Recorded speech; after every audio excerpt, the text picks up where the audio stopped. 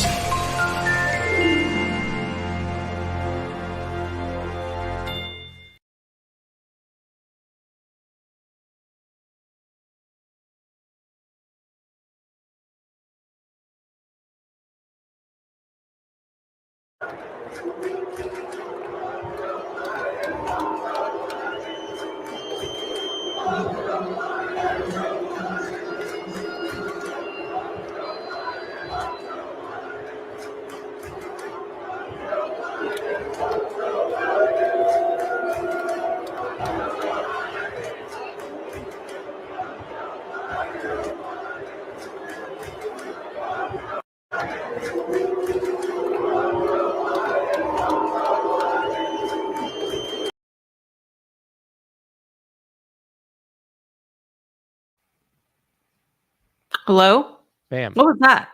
That was Joe Biden yesterday at a game. His wife, they sent Joe Biden out to go address the Philadelphia Eagles crowd. And things got very hairy very quickly as they were screaming, "Fuck Joe Biden." So I wanted to open that. Welcome back to the Convo Couch. Fam, there are benefits to having Steve as a morning partner, that you get some of the great stuff early and then you can just like get it out there really quickly. And I just thought it was hysterical the way they wheeled out Joe Biden. And she got just booed and F Joe Biden, let's go Brandon, the whole 9 yards. How are you doing today? I'm fine. I'm good. How is everyone today? Everybody's chipper. Everybody's happy. You know, we saw that it's getting a little cold over there. I saw with a babushka hat on over there, trying to keep warm in cold little old Moscow. Yeah, it's I hear it's colder than usual for October. So Are they not giving heat to the propagandists out there, fam? Do you not get heat? Oh yeah, we get heat. It's fine. Okay. Yeah. Yeah, my house already turned the heater on, so I'm good. I'm good. But Europe isn't. That We're going to talk about that. Your microphone's a little staticky. Are you moving it around or is it? Nope. I think it's good now. There we go. Yes, fam, there's a crazy show. It's been nuts. Let me take this banner off that's been going. Share this video, fams. We need you out there. We need your help to fight back against all the suppression, the bullshit, the stuff we go through, fam. You know, I've been looking into a lot of Brazilian stuff too as well lately, and I've been watching a lot of left stuff, Telesur, the Real News. Oh, look at him. Yeah. I've been getting ready because I'm going to, and I've been reading a lot of articles about what's going on with elections. We're going to talk about some of that stuff today. I'm getting ready to go to be in a room full of a bunch of MAGA folk who are concerned about getting our elections straight. But are you going to talk to them about MAGA communism, fam? There's no such thing, fam, so stop. Okay. I'm not going to talk to them about MAGA communism, but what I will talk to them about is what's going on in Brazil. What I will talk to them about is what the number one cause of migration is. That's foreign intervention, because we've been just to other places other than Brazil. We've been to Colombia, and we will understand, and we will make a line, and we will draw a parallel, fam, to the national sovereignty that they are seeking is just as important to the national sovereignty as Brazil is seeking. And yeah, it's okay to be concerned and want Bolsonaro to win for whatever reason you want, because it's kind of like a little bit of a shallow, piece of information. But I mean, your concerns are your concerns. But at the end of the day, as long as you respect the will of the Brazilian people, if you want to get educated on why Lula's winning, I'll be happy to give that to you. Not to say that Lula doesn't have concerns, but digressing back to the coverage of the leftist, the Real News Network, Telesur America, very biased, of course. But if I hear one more of those guys say that January 6th was an insurrection, I'm going to lose my shit, because we need to call balls and strikes here. We have to be consistent. So when we use that term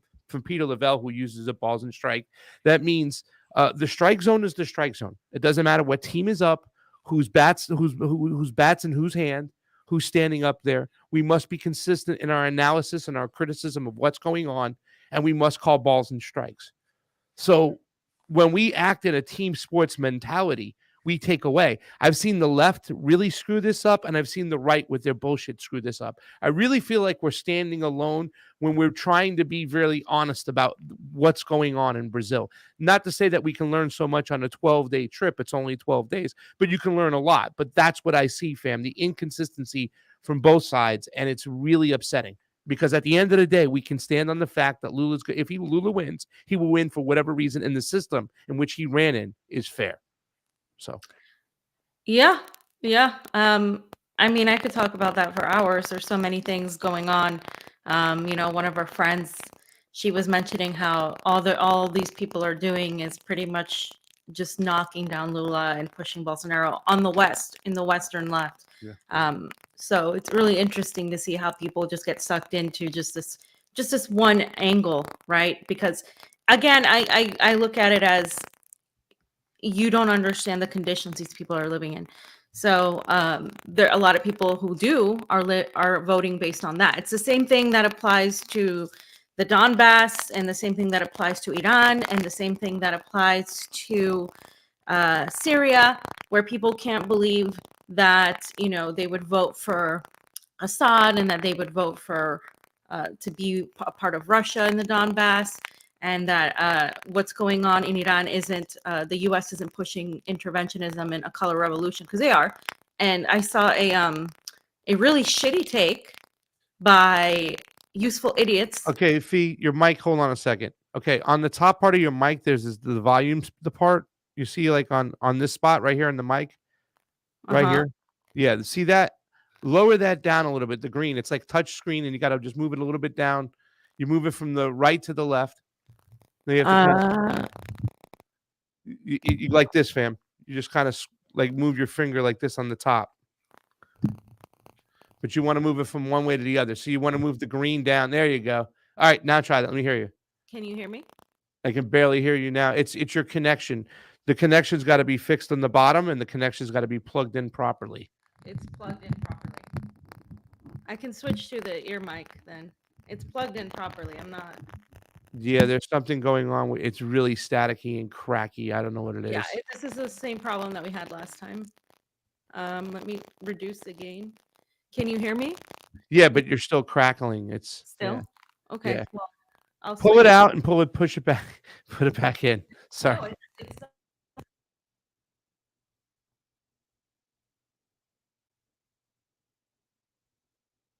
Can't hear you at all now. I think you probably have to go back and mess with your settings.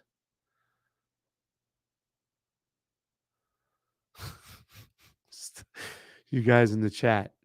No, it's you got to turn your microphone off and on again through the settings, probably.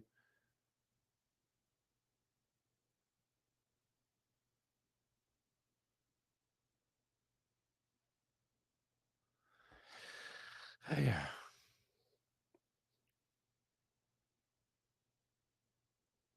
Hello. There you are on mute. It says I cannot unmute you unless you want to be unmuted. So you have to unmute yourself. There you go. Can't hear you. Now I can. You can't hear. Now I can. Okay.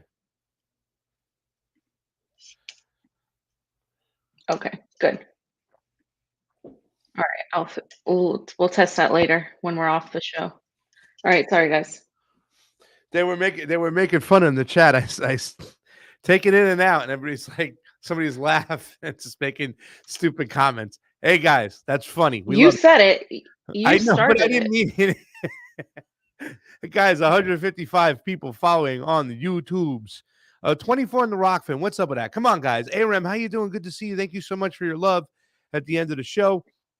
Guys, don't let Rockfin get beat by Rumble. You don't want to be beat by a bunch of Rumble people. My people over in Rumbles, 19. Look at that. All right. Guys, how you doing? Martin News. Why is it what's up with Rumble censoring you? Did I hear that that they're censoring you? Well, they demonetized a lot of our videos. What? Really? They haven't let us get monetization on some of the videos. So yeah, I know it's kind of weird, but it is what it is. I mean, I think it's weird. I think it's like they play to the right and YouTube plays to the left. Yeah, the liberals, and if somebody doesn't like you and doesn't say, hey, come on Rumble and we're gonna help you out, then you don't get put in the algorithm. So is it really any different than YouTube? Not really. Just saying. I'm getting really pissed off because it looks like they took down some of this shit from Radio Genova. Like, come on, man. You know how I found Radio Genova? Angelo, right? Is that his name? That Angelo guy. for Justice? Yeah. Yes. The guy, yeah, he was on that tip. And I was like using that. Guys, I'm going to show you what's going on, fam. Why don't you talk about real quick and start us off in your own words, what's going on in England, in France, not so much in England, but France, Italy, Germany, Belgium. Oh, you want to start with this? You want to start with, you want to start with France? Well, let's start right here. Or because you have Radio Geneva first. So. Yeah, well, had France on. What I had was the one link I had for some reason. The one link I had is gone. I guess they took down that one video, so I had to kind of go from here. But yeah, fam, this is France over here. Throughout the weekend, a lot of protests erupted. It was obviously a pushback against the high prices. It was a pushback against NATO. Pretty much, I think, equating, fam, correct me if I'm wrong, NATO to the issues that they're going to have now in Europe. And, people are done. They're catching on to it. And I think they're saying no more. But they have these crazy governments, whether it be Olaf Scholz, who knows what the situation is going to be like in Italy. We'll see. Germany, which we talked about, France, Macron. But here, we'll show a quick clip of what's going on in France. And the police, they're there to protect Viva la France. Viva la France.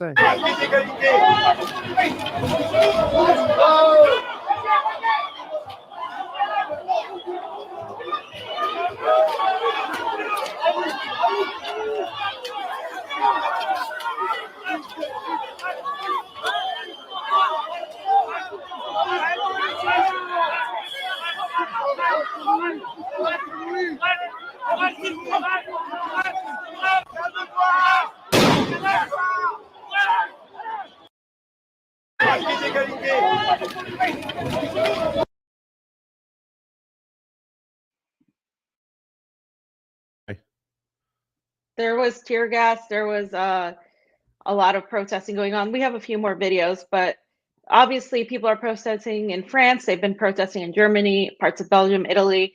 That's significant numbers, thousands of people. I think the total was like hundreds of thousands in some parts. Did you have another video? Here. This one is why?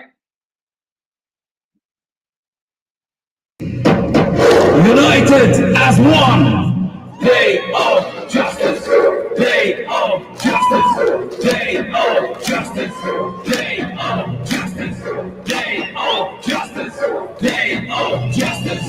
Day of justice. Day of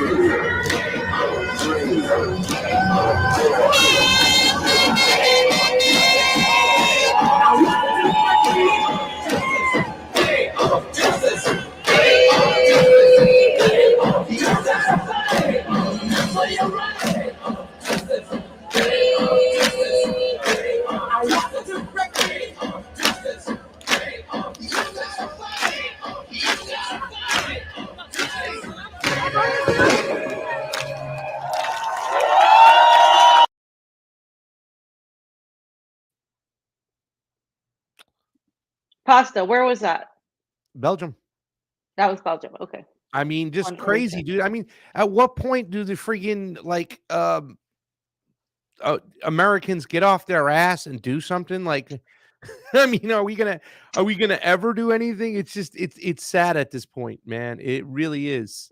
Well, we've had this conversation before, and I don't think it's going to happen because, and I have this conversation with my non-political friends because they're living their life and they're like, well, we're focused on, keeping our jobs and doing all these things. And like, it's not that they don't care and that they don't see what's going on in the periphery, but it's like, it's not something that is their immediate concern.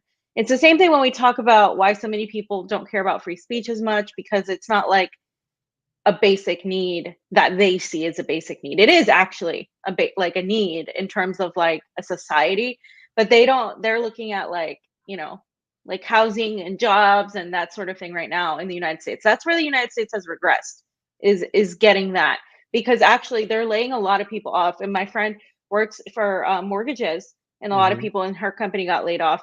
That signifies to me a very, very strong shift in the negative direction for the United States, because before people were getting, obviously during the pandemic, people weren't working, were the service industry, you had retail, you had restaurants closing. They're the first to go.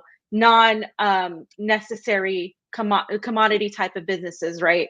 That if you start getting businesses like brokerage, real estate, these areas being drastically affected, that's when you know that the economy isn't good, no matter how many times Joe Biden says that inflation isn't that bad.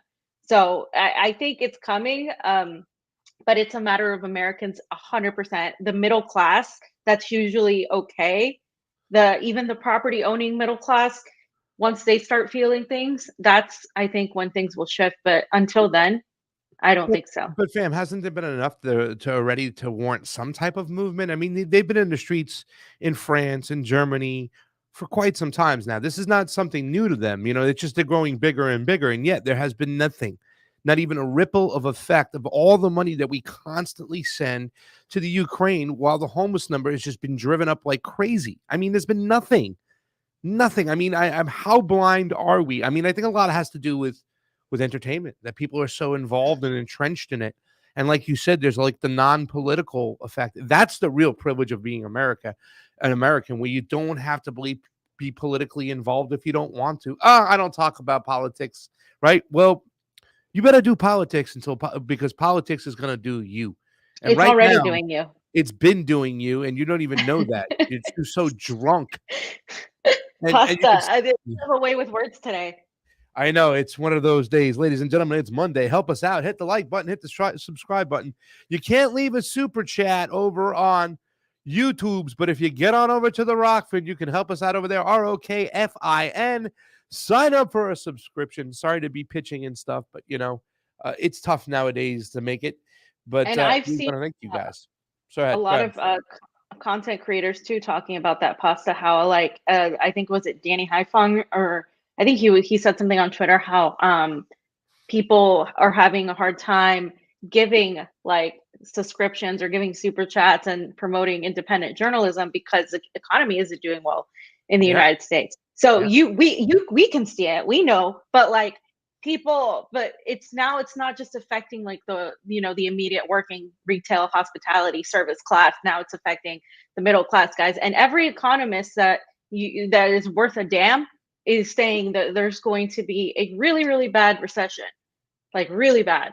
And I don't think people are prepared for it. I'm not trying to scare people, but I do think people need to really look out in ways to save money and ways to, it's really hard to say. I wouldn't tell people to invest in any stock market at this point because it's all going downhill.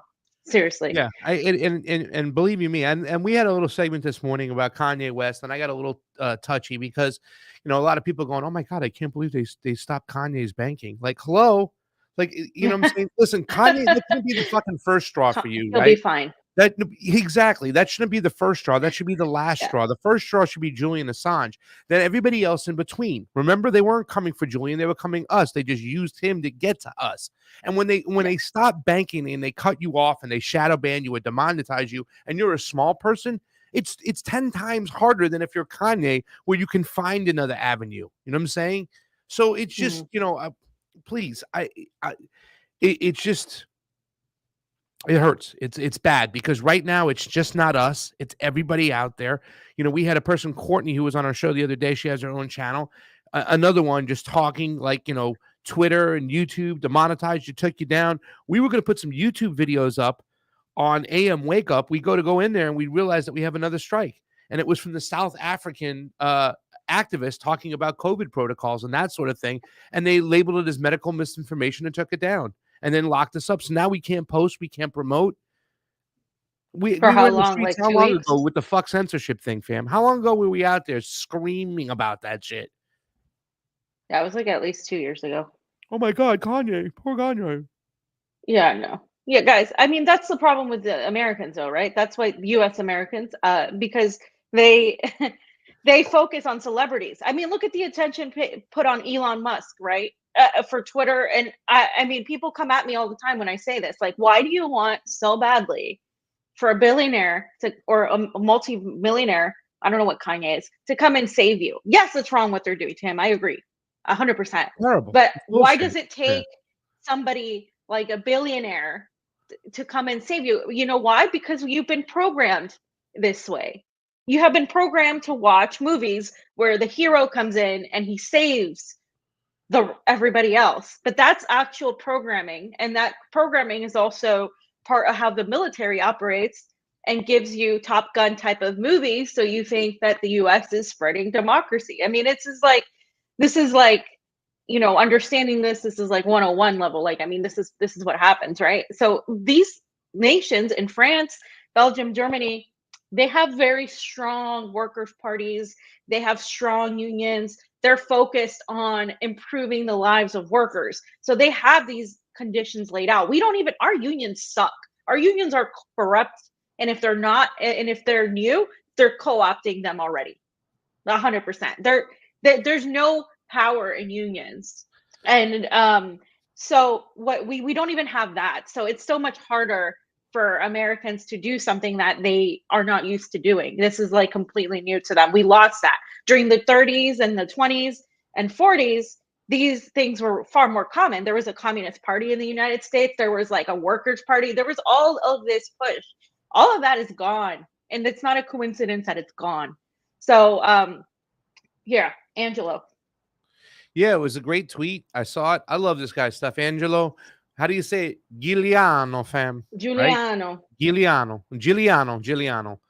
Come on, Che man. fai? I have yet to see something like this, but what the collective West considers totalitarianism or totalitarianism, China and Russia, it is Germany nowadays. In China, police are servitors of the people. In the West, they are the tools of oppression and control. Why would the West lecture the rest of the world? Because that's what they do, Angelo.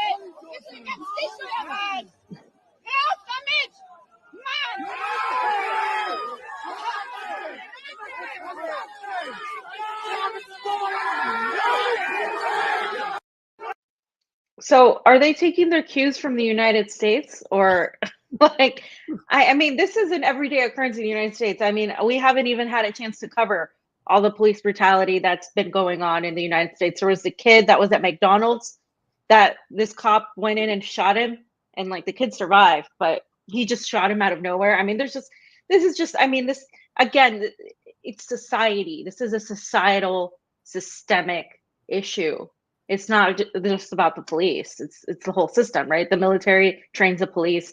The military is also trained by the Israeli intelligence. So, I mean, Yeah. Sorry, wrong one. Fam, thousands of the French protested in the collapse of the economy caused by the anti-Russian sanctions. Protesters are demanding higher wages and benefits, as well as a freeze on rising electricity prices. Fam, you better get your ass out there and grab some sticks, especially right before winter. Yeah. So there's more France. Vive la France. Well.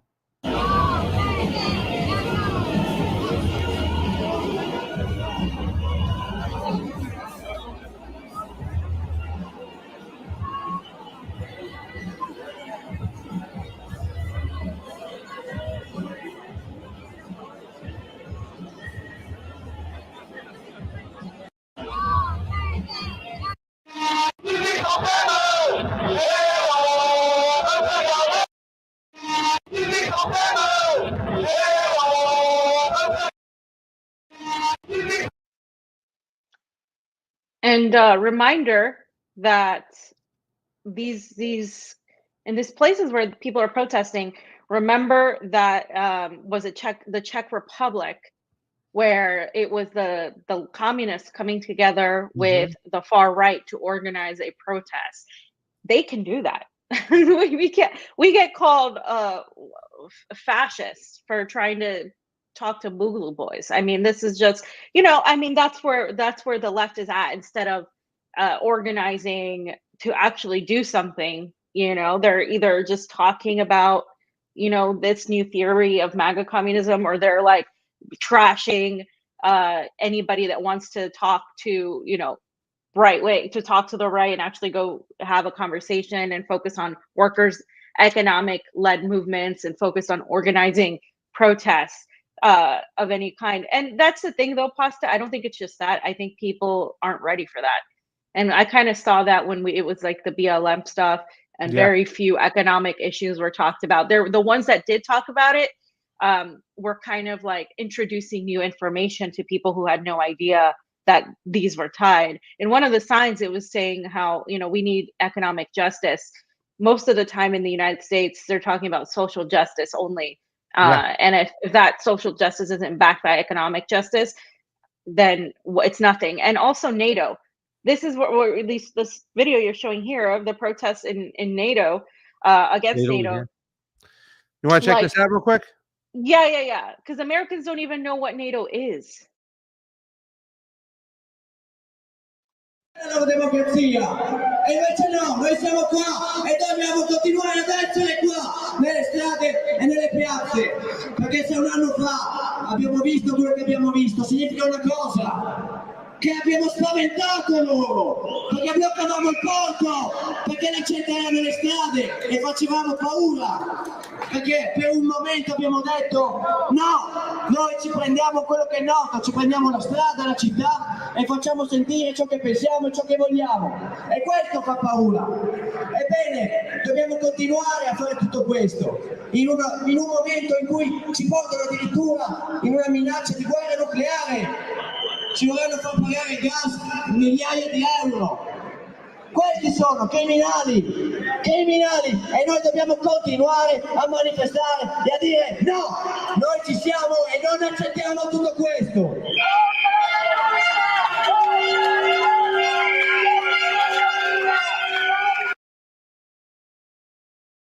Fam, I gotta learn how to speak Italian. So beautiful. You do. He was saying, he was talking about how they don't want war, they want peace, they don't want NATO, and they don't want to go into a nuclear war. And that is, I mean, the essence of it, right? When that young man was talking about yelling at AOC, he was saying, we don't want nuclear war, we don't want nuclear war, we're all going to die, nothing matters if we all die. And again, the United States is constantly saying it's Russia's ready to drop nukes. And on this end, Russia is saying we don't want to use nuclear weapons. This is like, that's not what we want. We've said it as much every single time. But if people keep coming at Russia, if NATO keeps attacking Russia, we're going to respond militarily. But you have people in the Pentagon that want targeted nuclear strikes that are talking about that as if it's a real thing. And that is what the problem is. I don't really know what the solution is, because the solution would be for NATO to not be NATO. to cease to exist. That's really what would be the solution. You can't, as long as NATO is in the picture, you're going to have this problem. And people in the United States don't even know what NATO is. They don't even know what the OAN is. We were at the People's Summit, and I was with Terry, and there was like this, no NATO aggression thing display they had. And these people walk by and they're attending the People's Summit, and they're like, what's NATO? And she was like, what? She couldn't believe like they didn't even know.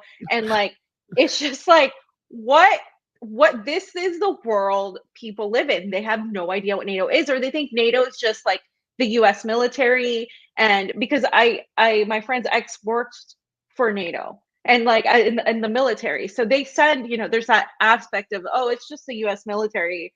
No, like NATO does basically imperialist work for the United States under the guise of this alliance, but it's really just promoting empire, like, these missions. We should probably, in getting ready for the next thing. Oh shit, that's right. Fam, I got to be on Hardlands at 3. What's that? What time is 3? I got an hour and 48 minutes. Okay. Okay. Let me just make sure that's 3 Pacific. Because that's 3 Chicago time, though. I think they're Chicago time, right? Yeah. So no, they're 5 p.m. Central time. Is 2 hours ahead of us, not 3 hours ahead of us. Yeah. Yeah. I think we should do a watch along with freaking Dan Cohen's video. But before we yeah, do that, sure. let me read a super raid real quick. Aram says, "Hey, Pasta, I think if you figure out a way to get the Rockfin live stream to run 30 seconds ahead of the fucking YouTube rather than however many seconds behind, maybe some people will choose. Maybe that's why some people choose YouTube just because of that. I wish I had that control, Aram. I can't. That's like completely out of my hands. I wish I could. But I know what you mean. It's annoying. Like, why do you got to run so many seconds behind? We have 20 people over on the Rumble, guys. Share the stream too as well. Rockfin, Rumble, and YouTube. The one that's the best is Rockfin, though, in my mind, because it's advertisement free. So if you want to go back and watch a video, you don't have to watch advertising. But that's just me. If you're And into they don't censor advertising, people. hey, if they're into advertising, fam, who am I to say anything? We should do a watch along of Dan Cohen's documentary. I heard it was awesome. Shanda was telling me about that. Fam, go right ahead if you want to talk about it. Let's go dive right into it. All right, so let's oh yeah, this stupid thing. Would you like me to read that for you? Yeah, because it blocks it on here. The U.S. is almost certainly involved in the assassination of Haitian President Jovenel Moïse, and let's not forget that Jovenel was not really like he was kind of the U.S. puppet type of president, and then all of a sudden he had a little interest doing some other things, talking maybe to the oligarchs in his area. You know what I'm saying? And maybe, I don't know. I heard there was rumors about alternative medicines when it came to COVID. I don't know, but he was definitely let go in a very harsh way. Today, U.S. politicians show zero interest in solving it, but now they are calling for humanitarian intervention, fam. Fam, it's humanitarian intervention in Haiti to stop gangs. Says everything about who the real gangsters are, which I'm sure there are gangsters there, but I bet more than anything, the major gang we got to worry about is the So West. I do want to read.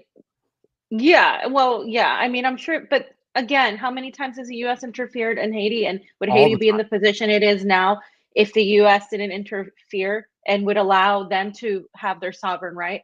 So, Univision, right? Literally, NBC propaganda was said, "Is there a U.S. intelligence agency linked to the assassination of Haiti's president?" And it said the government says evidence in the court case of a Colombian accused of participating in the assassination of President Jovenel Moïse involves classified information, but it's unclear what is the link to U.S. intelligence agencies. But in the next slide that Dan put up, it said, in a court filing, the prosecutor asked the judge to appoint a classified information security officer in its case against Mario Palacios, a former Colombian soldier. Remember this guy who was arrested after the assassination when this happened. And then the request was granted, and it confirmed suspicions regarding some still unclear link between the assassination of President Moise and the actions of the U.S. government intelligence agents or informants. The court documents do not explain in detail why the protective measure is necessary or what kind of evidence it may refer to. The government is pretty much telegraphing CIA involvement, said Mike Vigil, the former head of the operations for the DEA in the Caribbean. The government is pretty much telegraphing CIA involvement. There you go. The CIA was involved, guys. They've been involved in Haiti for a long time. So no, fam, we don't know that. Somebody said the picture of the thumbnail was them. They were bringing in supplies. You don't know what you're talking about. They're helping the Haitians. What would the Haitians do, fam, without us? Huh? You know what? You know what? You know, when we do it, it's humanitarian intervention, right? But when Russia is asked by the Donbass to come in and save them, help them, literally, because they've been bombed for almost 9 years now and shelled, and they've had to live in basements, and their whole life has been constant threats of bombing and death. When Russia does it and actually intervenes to say, hey, also we have NATO on our border, and then Sweden and Finland are about to join and also put NATO on our border. So you know what? We're going to go in, and you broke all these treaties. When Russia, it waits almost 9 years to come in. It is an invasion and it is war and Putin is evil and he wants to be like Hitler and take over the entirety of Europe. But when the United States does it, it's humanitarian intervention. And by the way, if it was humanitarian intervention, I think people would be more accepting of it. If it was actually help, hey, here, let us help you out, and we're just gonna stay over here. We're gonna that doesn't happen, as you know that. So this is why I get so irritated when people try to both sides and equate the United States with every other single country that has been under either its boot or has been maligned or attacked for the longest time. I don't believe that any other country is an empire, and I don't believe that any country is perfect, or that any of these leaders are perfect angels. I don't think any of us have on this show have ever said that. But No, not at all. what I do believe is that they're responding to Reaction. this. And you have to respond if you want to defend your people. If you're just going to stand by and let whatever happen because you say I'm pro peace, well, to me that means in a way you're leading up for a bigger problem. Because if we just stand back and say, oh, we're going to allow NATO to do whatever it wants, okay, we'll see how that goes for you. But I'm not the kind of person to stand by and let people that I care about be attacked. So if I were the leader of a country, I would respond as well. And that doesn't make me a war criminal. That makes me the opposite. I'm defending the sovereign right of my country and my people. It doesn't make just you, for the record. It doesn't make you a state propagandist either and stuff. And at the end of the day, it's like we said, it's who's the ultimate aggressor. At the end of the day, who is reacting to the actions, the initial actions. That's as simply as it goes. And when you want to do good journalism and you want to be in a spot where the action is at, that doesn't mean you're selling yourself out to work for a state agent. You know what I'm saying? Nobody has ever, and this is the thing we've been talking with this whole fucking week when people have been accusing Fiorella of being a state propagandist because of who she chose, when she chose it, and stuff like that. Nobody's ever put anybody in this company in a position. They wouldn't let, if they wanted a true propagandist, okay, they wouldn't allow us to do this show right here and say what we want when we want. They would have a complete controlled voice. It's just stupid. And when a journalist wants to go to an area where they believe they need to be the actions at, hooray for that journalism.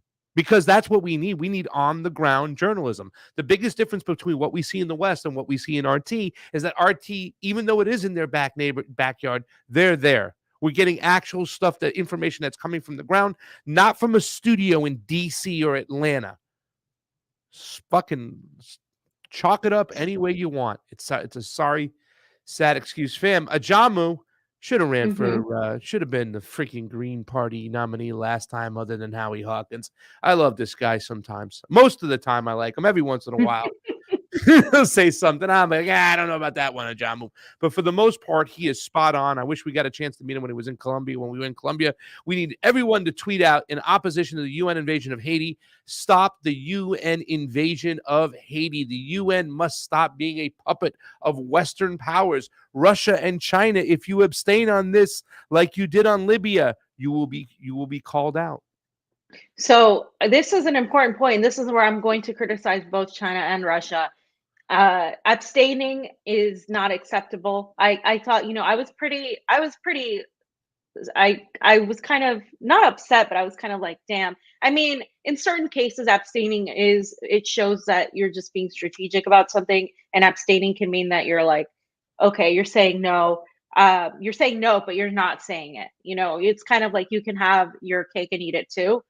But in this case, with what's being done to China and Russia by the UN, by the United States and NATO, they shouldn't abstain.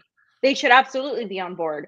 And I think they should be rightfully criticized, as Ajamu said, if they do abstain. To me, it's just ridiculous at this point. Why would you abstain?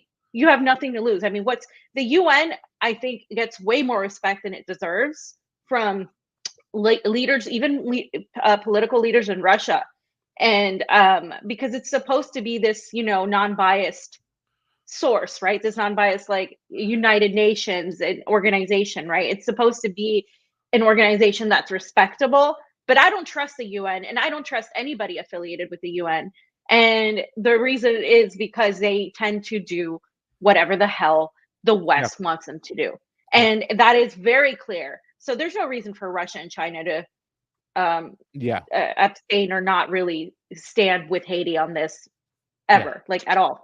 Let me piggyback on that for a second too as well. We have Jama's comment up there too as well. They shouldn't, and they should be called out if they do it. In Haiti, they were running around with Russian flags. I should probably find it and pull it up, but they were running around with Russian flags. And like Fiorella just said, what do you have to lose at this point? There's no reason of trying to, make goody ties with the West at all when they're got their thumb in your eye. You might as well put your thumb in their eye. And you have an opportunity right now when you have a say-so to call out the imperialism as you see fit. It can't be just calling out imperialism when it's in your backyard. You got to call it consistently across the board. So this is a good opportunity, I think, for both China and Russia to shine in this moment and say, no, they should give Haiti their sovereignty. The United States is involved. Somebody said it earlier in this chat over here. How many times has the U.S. Cooed Haiti? It's like they haven't stopped cooing Haiti. Every single time they've had a chance, they've cooed Haiti. So why not take the time and the opportunity, fam, to do just that and say, nope, this is Western Empire, the way it is, imperialism over here in our backyard. It's the same thing going on over here. Let these people have their sovereign right. And if I'm tempted to go to South Florida, talk to my Haitian friends, and say, let's put up a plan where we say that you just want the UN in there to hold fair and free elections, and that's it. And then get the hell out when they choose their leader and have a whole plan to implement elections there. You know what I'm saying? They'll never get it, of course. They'll never let them have their sovereignty. You know what I'm saying? At the end of the day, the United States, the West, is going to make sure that Haiti is Haiti. And I'm talking about the third world Haiti they got the boot on the neck of. They won't let them have their sovereignty. But at least it should be put out there on a plan to say this is what we want to do to move forward as a country. And Haitian people in South Florida should be able to say that. I know a lot of Haitian people in South Florida would be scared to say that. You know what I'm saying? And fear that they'll be deported back to Haiti and not have a chance to stay in the United States. But that's what should be done. Somebody should be putting forth a plan right now on how Haiti can obtain their sovereignty and their resource sovereignty too as well. So I'm going to answer this question or this comment. I would avoid criticizing the periphery. They're doing what they can given the circumstances. Their lives are on the line. Yeah, I mean, a lot of Russian lives are on the line. But you know what? They're doing just fine. They're using a small fraction of the military. That is the military. That's the aspect of the military. The military is fine. I'm talking about the political aspect of this, the political, diplomatic bullshit that you have to deal with when you're in government. They need to stand with Haiti. There is no excuse on not doing it at this point. The United States wants to end both Russia and China. They have said it as much. It's not just the United States. They're the leaders of the pack. It's NATO. It's NATO allies, and the UN just does whatever they want. So if you want respect and if you want to demand, if stand with the people that are on your side, as Pasta mentioned, Haiti was carrying Russian flags. There is a unity that is happening in Africa with the Pan-African movement that is also similar to what's going on in parts of Latin America with Russia and China, because they're all nations that are looked on as standing up to Western hegemony, right? And so if you're going to be a part of that, then you need to, Haiti is a small country, it's half of an island, but that doesn't mean that they don't matter because they're so important. And we spoke about this with Dan, right? We had Dan on, we had our good friend Danny Shaw on. So you guys can check out those videos. Dan's video was last week. And he basically said, yeah, this is happening. This is going to happen. And of course it is happening. And the Haiti has been the example that the West has used to try to crush movements. They were the first revolution that happened in what was called then the West Indies, what is known as the Caribbean now. And they have used that to crush it because that revolution inspired other revolutions that happened in Latin America. So again, this is an important thing. And I think the weakness of some of the people in Russia and the people in the East is that they haven't been paying enough attention to the global South. And they've started to, as you can see with Lavrov going to Africa, rekindling that bond that happened during the Soviet Union. So the Soviet Union and Africa had long had a bond, but I think economic wise, that is growing further. So I do think they need to stand with the people of Haiti. I don't think there's an excuse. Wasn't it that Hugo Chavez once said that he was giving the oil, a lot of the oil to Haiti because he was very thankful what Haiti did during the revolution, the Bolivarian Revolution. That's why he was one to share his oil and the wealth. I think he would mention something about that. So am I being correct on that? No, I think you're correct on that. I think we discussed that not that long ago, actually. I can't find the video. I went to Danny Shaw's. I think I have it. I think I have it later on. You can find it. Let me pull up the Belabushka picture though, because this is a fam. Who is this? This here. Belabushka. The babushka hat over here. Well, hold on. You know, babushka is like an old lady, right? Yeah, I know. But the Spies Like Us hat. What do you ever call that hat? I got that jacket and actually. What are you doing? I just took the comment off. This is your tweet, fam. Okay, so U.S. priorities are invading Haiti while simultaneously pretending they care about women in Iran, because I'm really sick of this bullshit coming from people on the left on Iran, and freeing Ukraine from evil Russia, even though they overthrew their democratically elected leader in 2014, guys, and this is why we're here, rather than addressing record inflation, shit, water, and debt at home. Guys, can you tell me Jackson, Mississippi, Flint, Michigan, and I don't know how many other cities don't have clean water.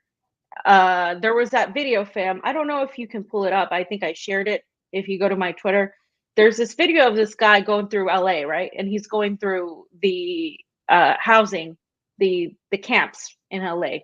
And he's like, this isn't America. This is like some third world country right here. And I have to really say that, to me, I'm really sick of hearing those comments, because we go to Latin America. We go to what is known as third world countries, right? Mm-hmm. What we call developing countries. And the reason these countries are developing, and the reason there's a lot of poverty in these countries, is because of US and Western intervention, and always has been. There's no way. You can't separate the two. And when people say, oh, this is like a third world country, no, honey, this is the United States.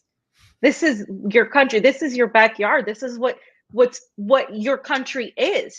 This isn't just like some ugly part in LA. This is expanding everywhere. And by the way, to Republicans, the reason you don't have homelessness in a lot of these Republican states as much as you do in a lot of the Democratic states is because the Republicans make the law where homelessness is illegal, and they put spikes on benches, and they literally push people away from those states into the other states. So it's not because they're handling it that much better. It's because they literally don't allow people to be homeless in these states. So they push them to the liberal states. And that's what happens. So this is a national problem. Obviously, big cities have more of this homelessness.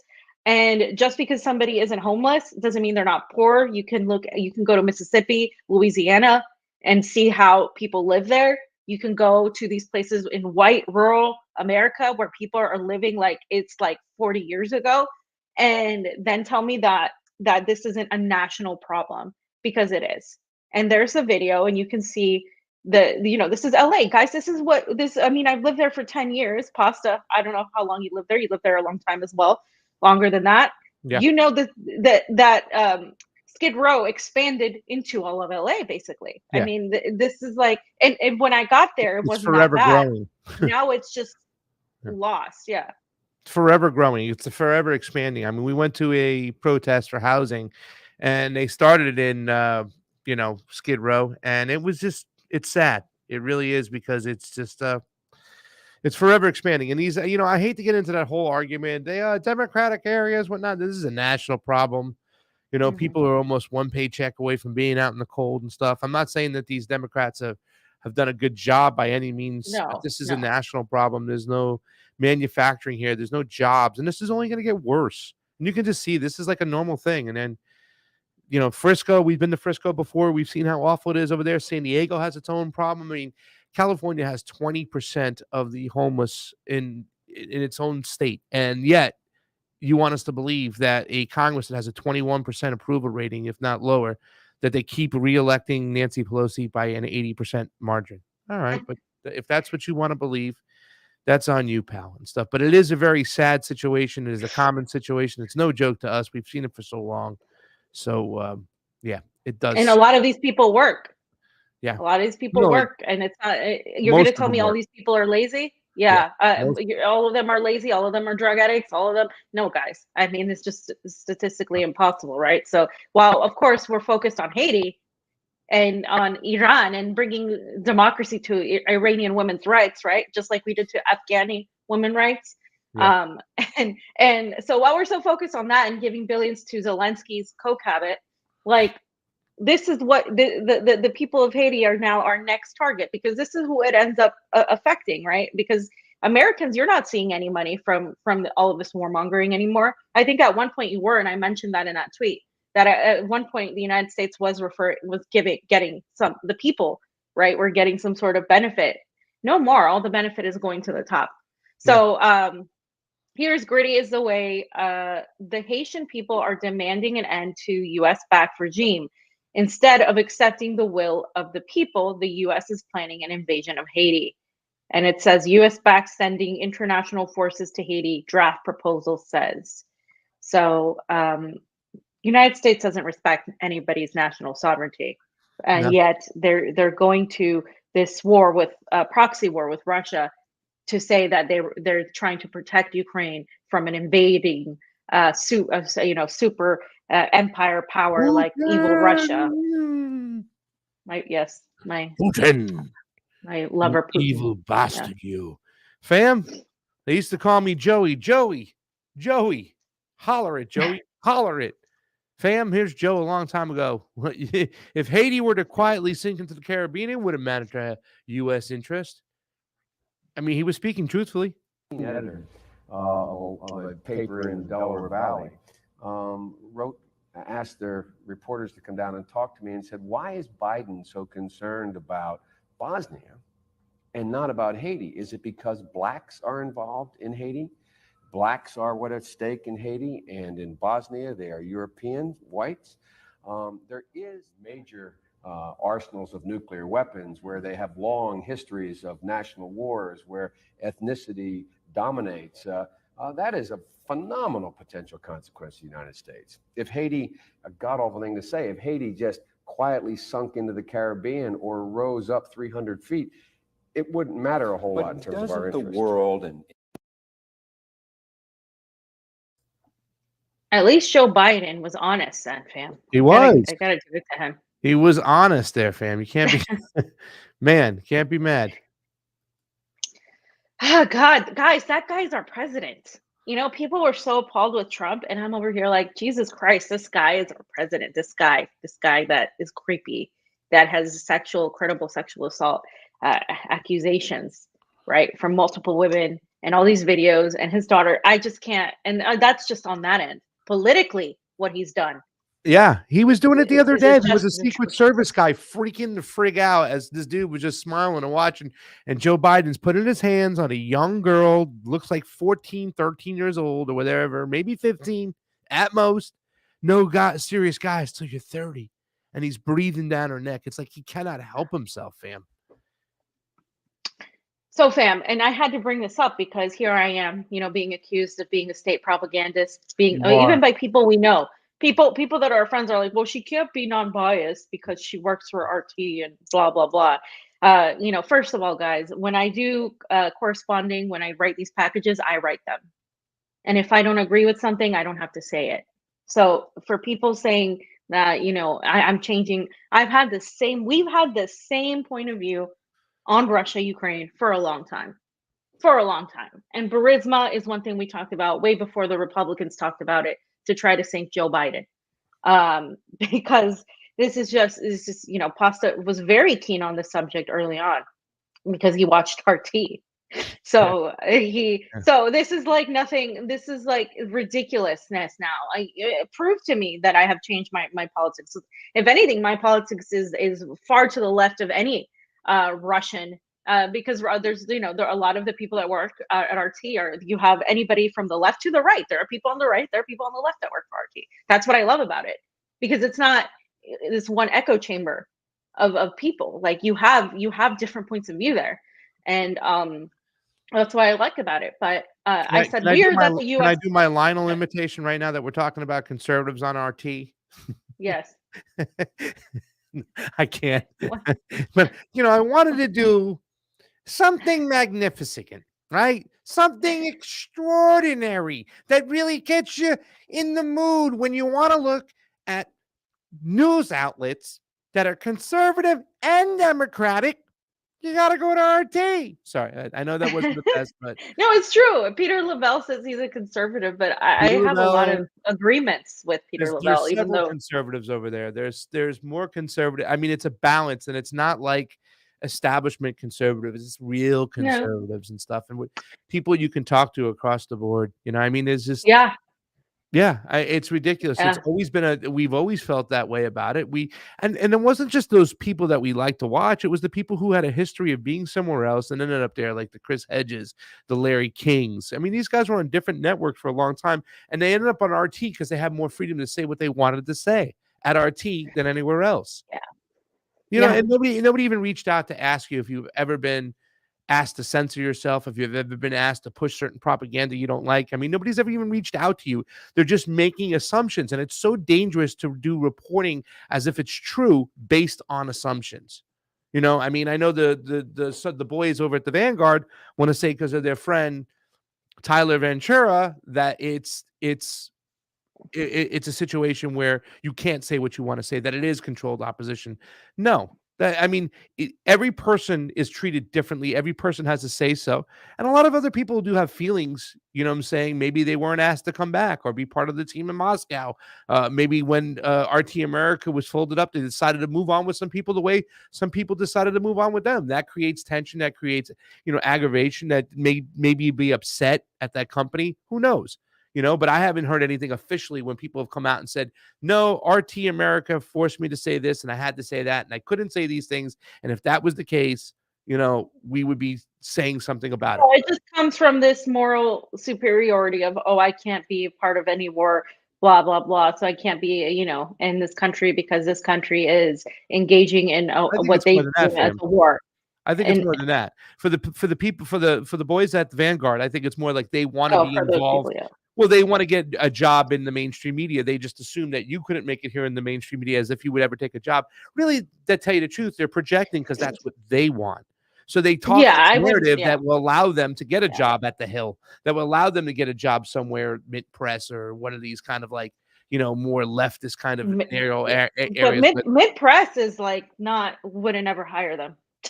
So Yeah, I don't think Mint Press would either. But I mean, and they're not mainstream media. they're not mainstream media, but they're definitely the next stepping stone from one of those guys up. You know what I'm saying? No, It's like a not at stepping all. stone, I think. Oh, well, like a better media, yeah, Yeah. but they're I not. mean, They're yeah. not. I mean, you're not comparing them to like CNN, is what I'm saying, because that's what it sounded Eventually like. they'll they can get there. Mid press? I don't think so. No. I'm talking about the boys at Oh, Vanguard. I shouldn't threw Mint Press in that. Let me move out to the side and leave Mint Press out of there. Leave Mint Press to be its own thing. I still don't Yeah, determine. mid press I does still good don't work. think Mint Press is like Press TV or RT. I don't think they're on Oh that no, level. they're more independent. Like They are independent. they're not like state affiliated, is what you're saying. Yeah, they're not. There would be a stepping stone for the Vanguard. I don't know if the Vanguard would ever. I don't think. I think that's an insult to mid press. It's probably I don't think they would ever. Yeah, I actually want somebody from Mint Press on. Well, we just had Dan Cohen on, but about Iran, because they've actually covered the situation really well. Because you have like a bunch of useful idiots. Well, that's the name of the podcast, right? Pushing like this Western backed propaganda on their latest video, and Mint Press has covered Iran really well. Actually, gone through, the right way as to having people on that actually know what the hell they're talking about. And I think even Max Blumenthal had somebody on Iran that talking about how this is just it's another way to get a color revolution in Iran, right? But Yeah. most Western podcasters and on YouTube and stuff have been covering Iran in a very negative way. And it's just really sad that I've only seen Mint Press, Press TV, of course, and Max Blumenthal actually have people worth to talk about the discussion. And it just irritates me when people talk about things on the Western left without knowing anything about the situation. And they bring on people who, of course, are part of the liberal side that are trying to formulate this whole idea. I'm not saying I agree with Iran's politics, but that's Iran's politics. That's for them to decide. I go back to this over and over again. It's not for us to say what their rights should be, you know. Yeah. And again, Iran has had issues because of U.S. intervention. So you can't separate the two and then come and say, well, actually, women want this and that. It's not your fucking job. Yeah. So Especially that was like the CIA's first fucking coup and whatnot. I mean, just but Mossadegh, so- and you go all the way back there. It's like we have no right to say anything. Once again, like you So- said, it's their politics. And sorry, I didn't get to read the thing, but it doesn't matter. I just wanted to point that out, that Ukraine, you know, the tweet that I didn't get to read. Oh, my bad. Do you want me to go back or? Yeah, I just want to kind of talk about it because the point of the tweet was to show the hypocrisy of so many people when the United States and these liberals, right? These Western liberals have put Ukrainian flags all over their fucking bios on Instagram, on Facebook, on Twitter, and they're so upset about what's going on in Ukraine and how the evil Russians are invading and they're going after them and they're like, oh my God, blah blah blah, the poor Ukrainians and Putin is evil and all this shit. But whenever it happens to somebody that they don't give two shits about, that the United States allows itself to just walk all over, even though Haitians are some of the strongest, most, you know, they have like these movements that are anti-Western.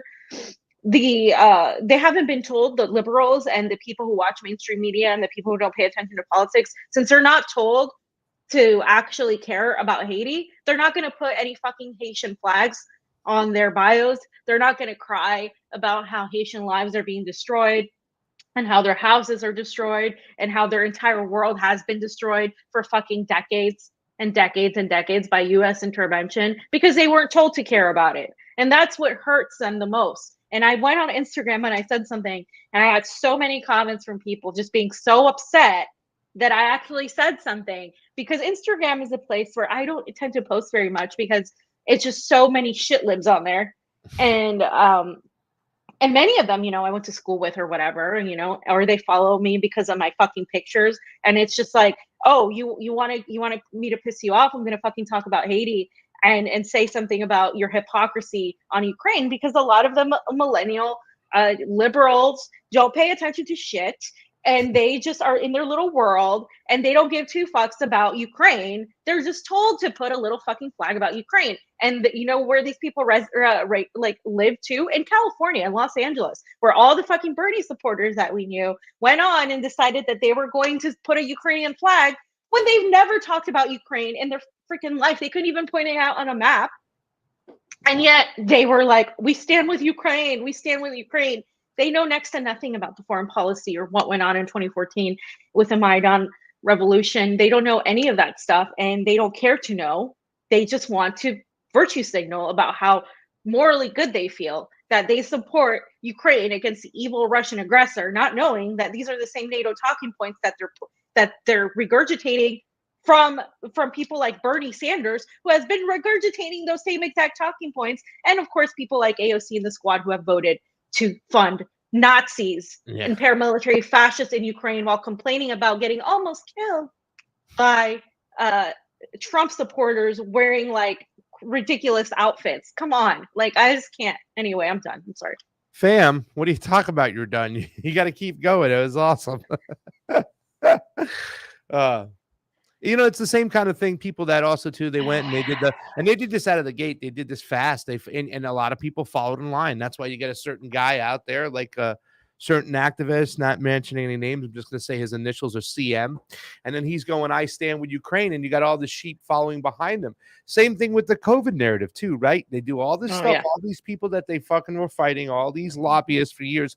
Now they're going to think they're, you know, somehow benevolent and they're going to be nice. And, you know, therefore it's about science and public health. Now you follow that kind of thing, that sheep. And now what are they doing? Most of them, they're still doubling down on stupid. They're still standing by Ukraine. They're still saying Putin, Putin, Putin, Putin.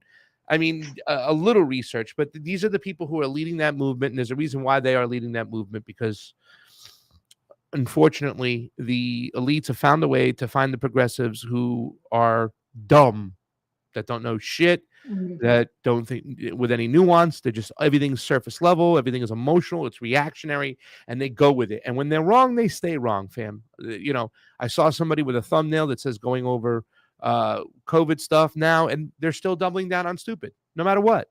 They're doubling down on stupid.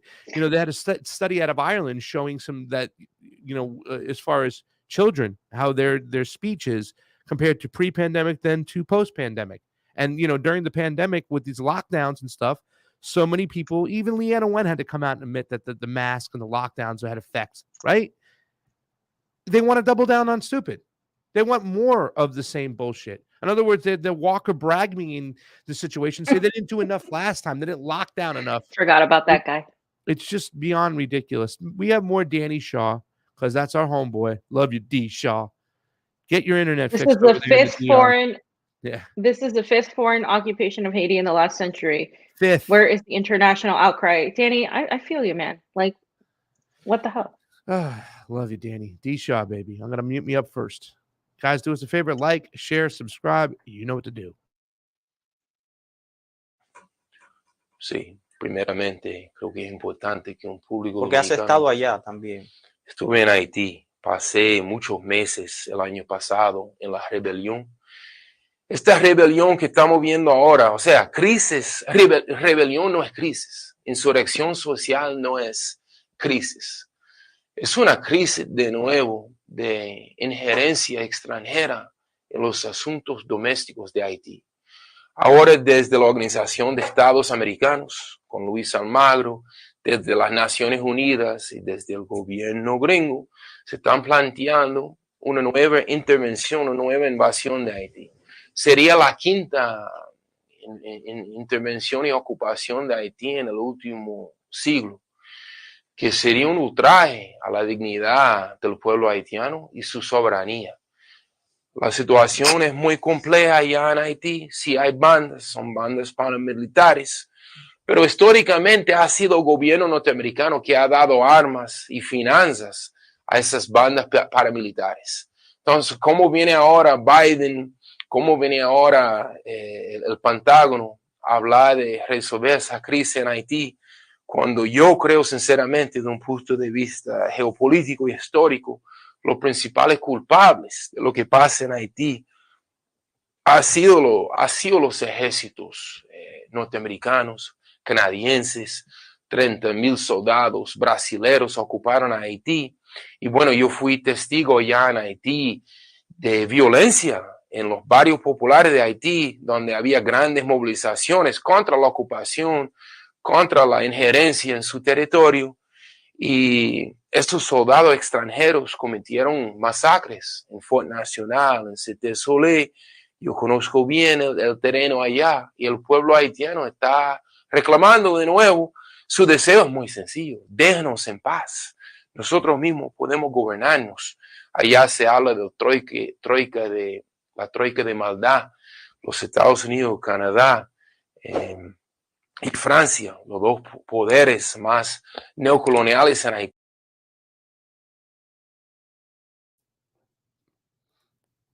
Fam, that was lit. That was just fucking awesome. Talking about, yeah, of course there's paramilitary gangs right now, because that's what they're leaning on, fam. That's the talking point. That works with the conservative crowd. That manufactures consent. G13, these gangs, that's what they manufacture consent for Trump to do those actions with. And that's what they were leaning on right now with the Biden administration, saying, listen, we have to intervene. If we don't intervene, these gangs in Haiti will take over. So we have to go in there, stop it, calm everything down until they can pick their own leader again. But like Danny said, traditionally, historically, and this is something we talked about the other day with Vanessa Beeley, is that the United States has always armed the crazies. And in Haiti, it's not any different. They've always armed the people who've thrown oppression and kept the country in chaos for so long in Haiti. And they're doing the same thing now.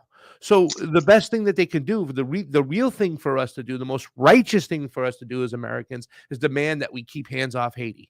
That's it. Bottom line. Let them work this out. Let them figure this out right now. That's why I'm saying a plan of sovereignty through free and fair, transparent elections to pick the rightful ruler, and which will be best for the Haitian people, only decided by the Haitian people, is what's needed right now. Not us getting involved again, fam. It's not rocket science, guys. They just want to make their own decisions as a country. They That's don't want, like, I mean, that's not that hard to ask for, but of course, the United States isn't allowing that. And that's what, you know, Danny was saying, how like the United States is just constantly, the reason Haiti is in that situation is because they've been invading. The United States has been interfering for 100 years. I mean, this is for a long time. Yeah. So again, you want to talk about the gangsters and then the mafias and the crime. Well, you better look at the United States for that. It's no longer a valid argument, especially because if you think that the United States cares about gangs in Haiti, what about the crime in the United States? What about, you know, the housing crisis? What about everything, literally everything else that's happening in the United States? They don't, like, if you think the government cares about Haitians, guys, Joe Biden told you a long time ago that they didn't. Haiti can So sink to the bottom of the ocean. Nobody would give a goddamn care about it, and he's being honest about it. But what they're lying to you about is the fact is that we've had our hands in it for a long time. There's a reason why. Haiti is the Caribbean Ukraine. There's a lot of corruption going on there. The Clinton Foundation is run through there. There's been talks of money laundering through private enterprise, through contractors that never do the jobs and never help with the infrastructure. Danny said it in a show before, not on this particular one, which he just gave this awesome example too as well, about allowing the Haitian people to get their own sovereignty, to obtain their own sovereignty. Who's involved? It's always France, Canada, United States. They're doing it again with their hands on. It's one of the richest countries. It has resources there. It could be a haven for tourism, fam. If they would allow these people to thrive, it could just be so beautiful, so much, and the Haitian people can stand on their own, but yet they are stripped, exploited to the teens. Here's the video we were talking about before, fam, of Haitian protesters marching with Russian flags, distrustful, exploited and occupied by the international community so many times. They urged China and Russia to block in the UNSC and any new effort to reinvade and reoccupy their homeland of Haiti. And here it is, fam. I'm going to mute us real quick just so I won't echo like crazy. I apologize.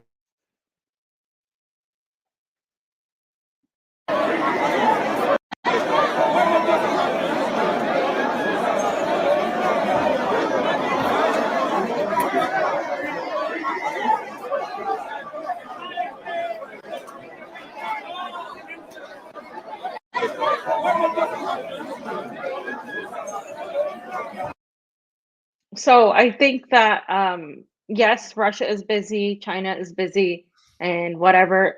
You know, I said I hope they stand with Haiti.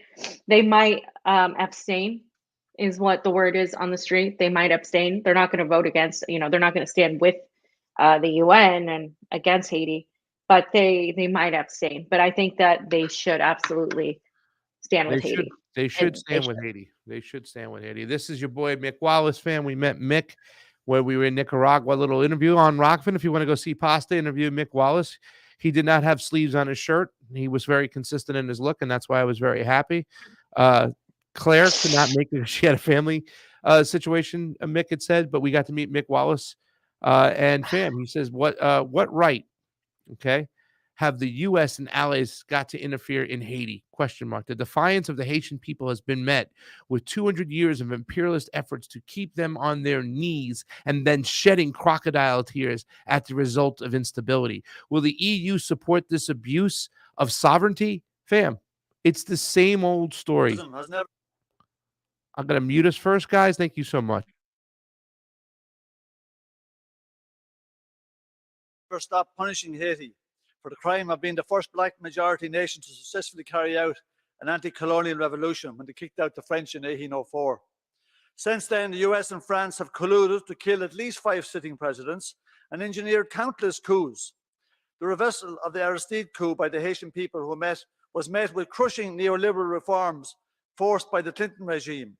A second coup against Aristide in 2004 by the French and Americans ushered in pro-West leadership that ensured no nation building would be carried out, no investment in infrastructure that might help Haiti to prepare for earthquakes and the ravages of global warming.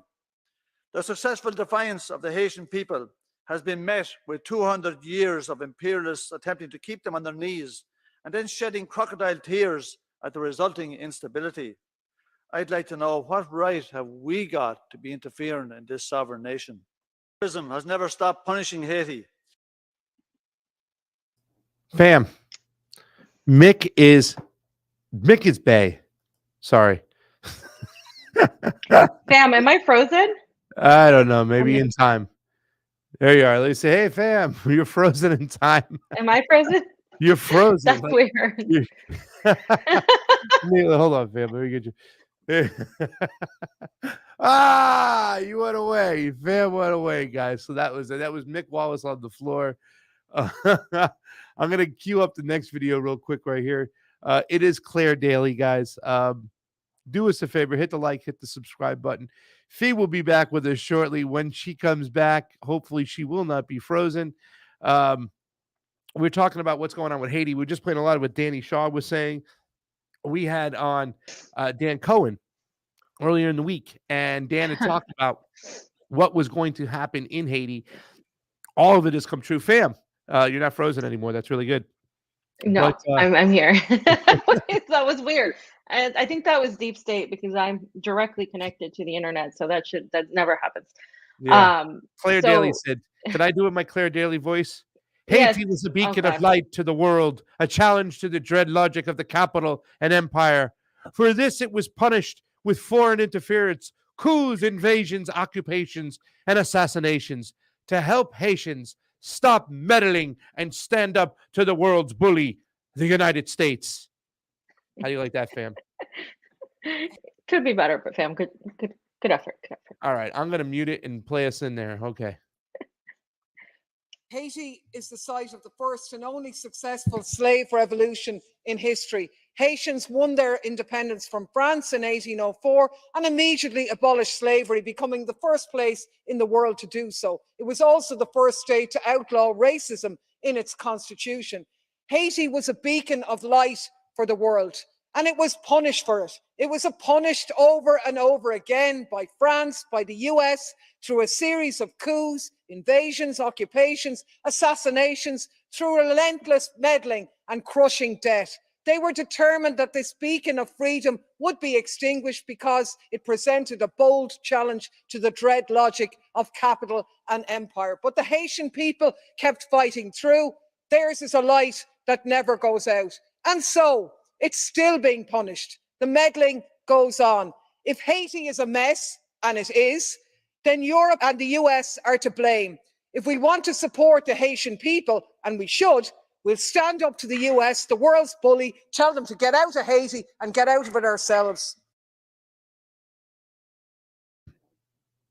Fam, do you think Claire knows about me?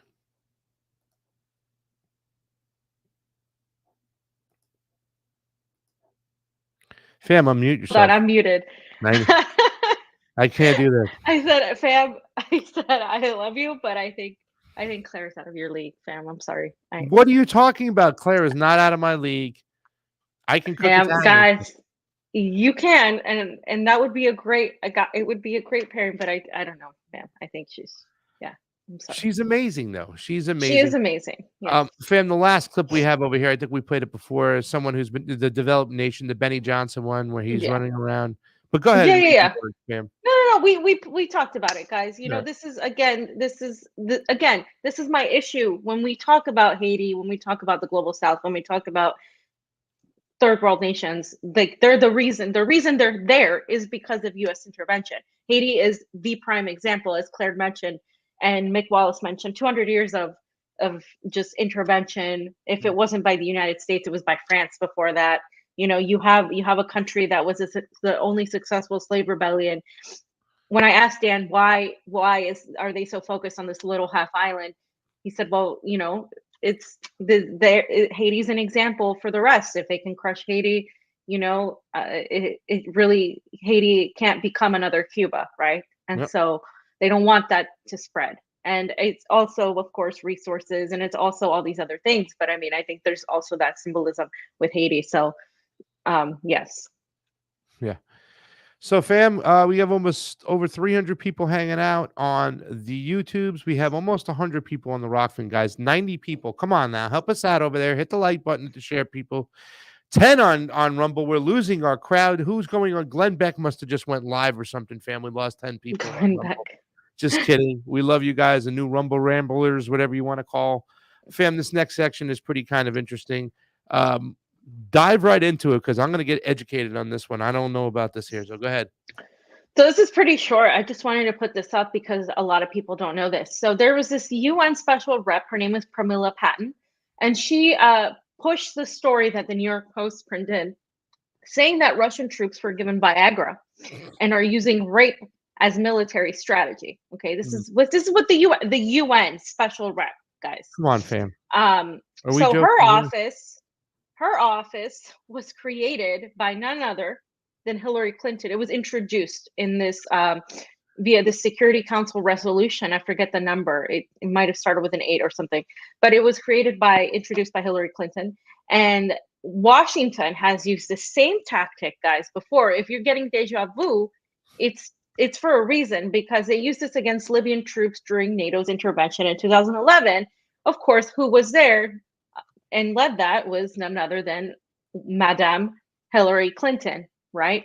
So if you go look at the Post, if you scroll down to the New York Post, got it. And you can see Russia is giving soldiers Viagra to rape Ukrainians. This UN official said. This is getting stupid. Is this for real? No, this is for real. This is for real. This is what they're printing. This is what the media is printing, not just the New York Post, but The Guardian printed this years ago. Gaddafi supplies troops with Viagra to encourage mass rape, claims diplomat. The same diplomat. And it says, well, this one, U.S. and Susan Rice also said, without offering evidence that Iran was helping Syria to suppress dissent. So again, the UN and the U.S. have constantly gone after their vilified, whatever boogeymans that they've made. Putin, it was Gaddafi, then whoever it is, right? Assad, whatever. And they use the same tired tactics. So they're getting lazy because they think people are dumb and they don't see through. Now, I want to go through the rest because it's like a thread and point out a couple other times this has been used. So if you want to make that bigger. Yes. They also use this in Africa. They also happen to use this strategy in Ethiopia, particularly, and Myanmar. So there it is. The UN disturbing allegations. If you go back to the other one. Disturbing allegations of rape in Ethiopia and in Tigray's conflict. UN Special Representative on Sexual Violence in Conflict said she is greatly concerned by allegations, including a high number of alleged rapes in the Tigrayan capital of Mekelle, with evidence of abuse as a weapon of war coming in via the clinics. Okay, and the last one I'll read, and I'll get your take, fam. UN Chief Special Envoy calls for Myanmar's military's punishment for raping Rohingya women. The UN Secretary General Special Representative on Sexual Violence and Conflict has said that the Myanmar armed forces must be held to account for the alleged sexual violence against civilians in Rakhine states. Fam, it's projection of what you are doing to put on your enemy, right? Or to put on the thrust with propaganda. So no, when you're supporting all these crazy groups who participate in all this behavior, right? The craziest of the craziest, from the Mujahideen to the Azov Battalion, you're now going to take that same thing that's happening to you, but you're going to project that on the other side, the enemy and stuff like that. So therefore, you think it gives some form of relief off you. And that's what the propaganda does. It clouds the water. It muddies the water. Now, you're accusing them of the same thing that happens to you. Go ahead, fam. Yeah, 100%. Jean said it herself, right? These Viagra people are sick and are projecting what the U.S. has done, I bet. That's exactly what they're doing. That's exactly what you... Me and Jean share the same brain, Jean. I hear with you, Jean. Thank you. Yeah. I mean, because if you look at what we know, what we've gotten from Eva, what we've gotten from people that have gone in the Donbass, the Azov Battalion is the one that has been raping women in Russia because they use it as a tactic to say, oh, you're standing with Russia in the Donbass, right? And they blame Russia. And the United States has constantly said, oh, Russians are the NATO bots and the NAFO bots and all of them are constantly saying, oh, it's the Russians that are raping women, it's the Russians that are doing this.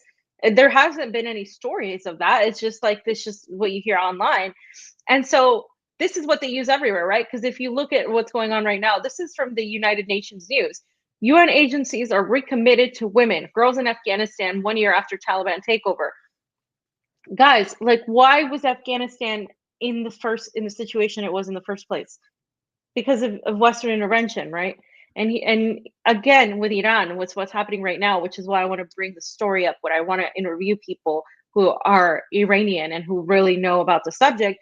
UN Women's Statement on Women's Rights in Iran. In recent days, Iran has seen deep public unrest with demonstrations and protests taking place in some 80 cities, triggered by the tragic death of Mahsa Amini, who was detained by authorities in Tehran on September 13th and died while in custody 3 days later, which she died that had nothing to do with what they claimed it had to do with, by the way.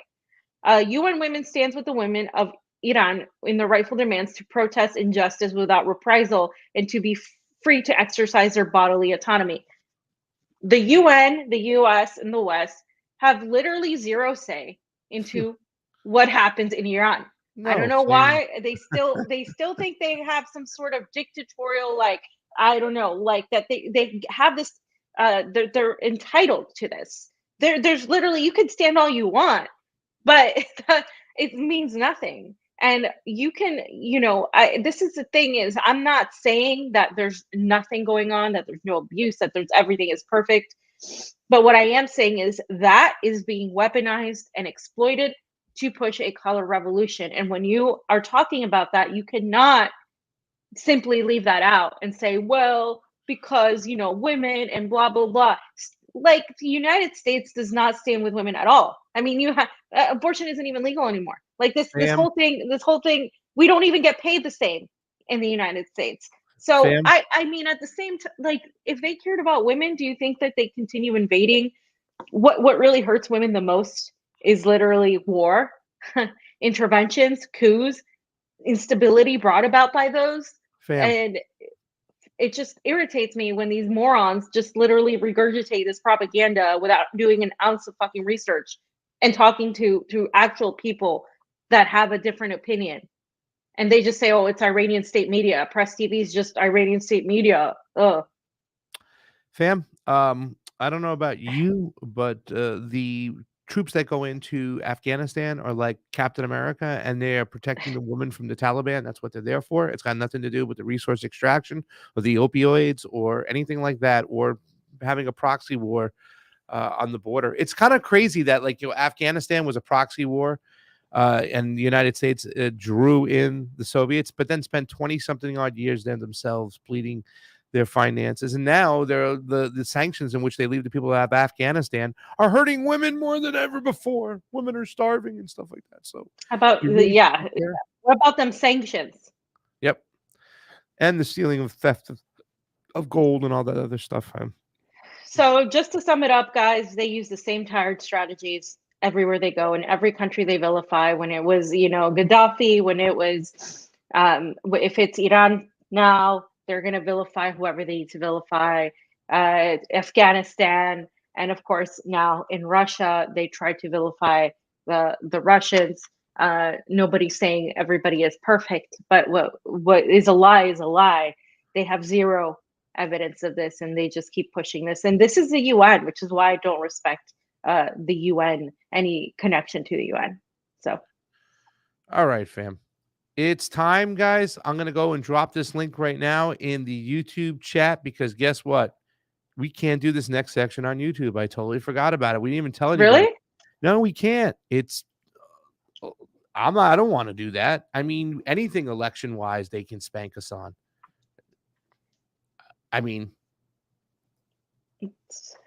I get it. Really, like, fam, we covered a hearing and they spanked us and gave us a strike on it. All we did was cover a hearing that was covered on local TV, and they spanked us. Yeah, but this is, you're just talking about the case. You're not. I mean, unless you want to talk about other stuff, then yeah. Well, no, I do, because this Yeah. is, you can't just talk about what they're speaking about in the paper. We have to elaborate on it, and we have to give our opinions, and our opinions is what's going to get us in trouble. So guys, I'm going to put it in right now. Here's the link. It's back there in the chat. Guys, go ahead and share, grab it. We have to leave YouTube. Unfortunately, we cannot. There it is. Come on. There it is. Guys, there's the Rockfink link. Jilly, if you can throw it in there again too as well. We love you. Jilly Love is there. Where's Burrito? Is Lucky Burrito And not it's here not even today? it's not even a good spank either. It's, you know, it's a bad spank. Fam. Guys, we are leaving YouTube in 5, in 4, It's that kind of day. in 3, in 2, in 1. How do you leave this? I don't know how to do this. Oh my God. We may not do this. We might just have to speak in tongue. Let me see how I do this. We're Fam, I still don't know. here, YouTube. I know. How do you take off YouTube? I don't know, fam. I do not know. Okay. Maybe